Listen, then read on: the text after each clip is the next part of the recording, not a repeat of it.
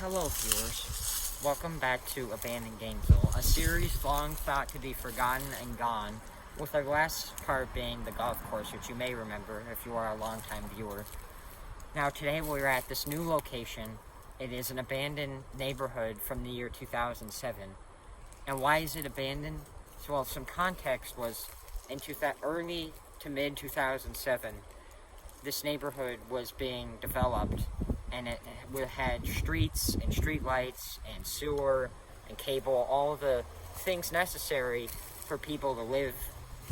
But what happened was in 2008 there was an economic recession and the real estate market crashed and prices were fluctuated horribly, and the developers of the original neighborhood left, and it's been sitting here since 2007, unused and victim to miscreants, vandals, and teenagers doing drugs. Now, as a sign of its decay, it's this wall crack right here. This wall that covers along the street. The brick is coming apart all along this wall, and there's vines growing, and it's just decaying horribly.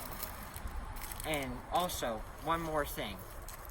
This neighborhood that was supposed to be developed was bought out by a developer called Scobell Homes in 2016, and then they claimed, according to a Gainesville Sun article, they claimed that they were going to build houses soon, but that was 6 years ago and nothing's changed. So now we're gonna go walk around.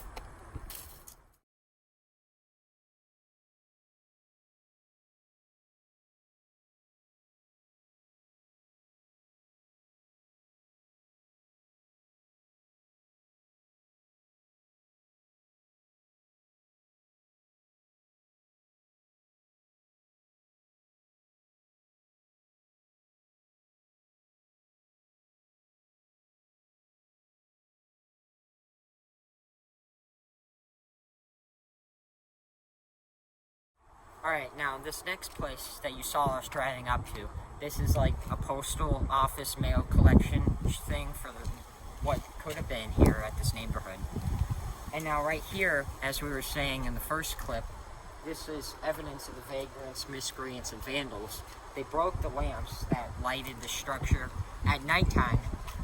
And now you see, before the developers here went bankrupt, they built this, which was nice quality because this is real rock, and this is what's called slate roof, which is a very expensive way to make a roof.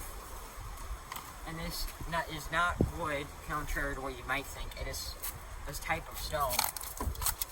And now we're not going to go around that way. We're going to go inside. We're going this way because there's no broken glass this way.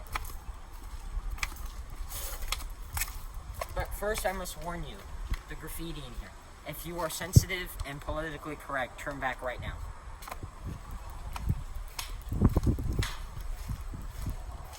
Alright, so inside we're going to examine the graffiti. So first we have, that's a nice colorful word about bugs like wasps. And now this might offend some women, but there's this word, not a good word either. And some of the graffiti here is you can't read it. And there's this great one right here.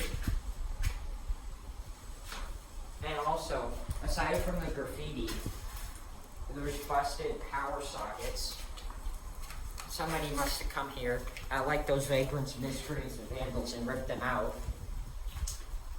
And then there's the Star of David, a prominent Jewish religion symbol, and some more graffiti that I cannot read. And then some wood rot starting on the roof. And that is what is notable about this structure.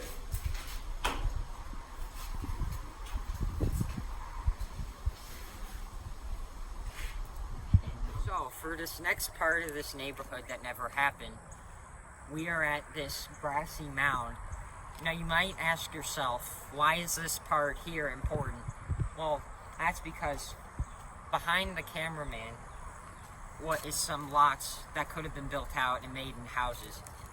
And down that way, near that wall from the first clip, that would have also been some lots with some houses.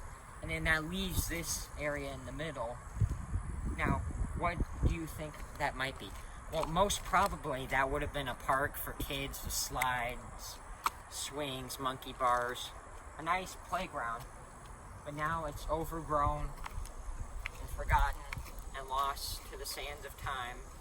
And it's also become a dumping ground for trash, which is quite unfortunate.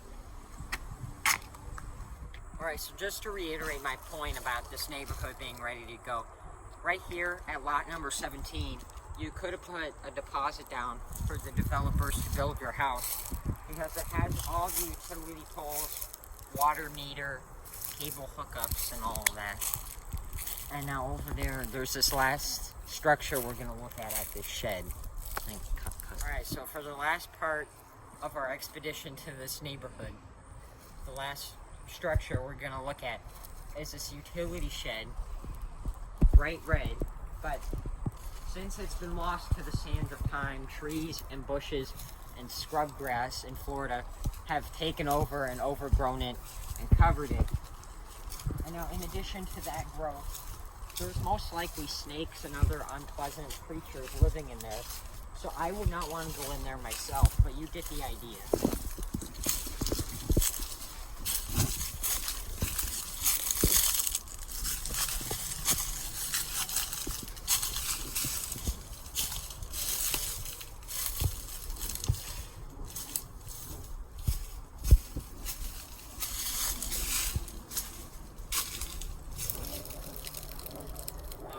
Dear viewer, it's time to say goodbye to this park, to this neighborhood.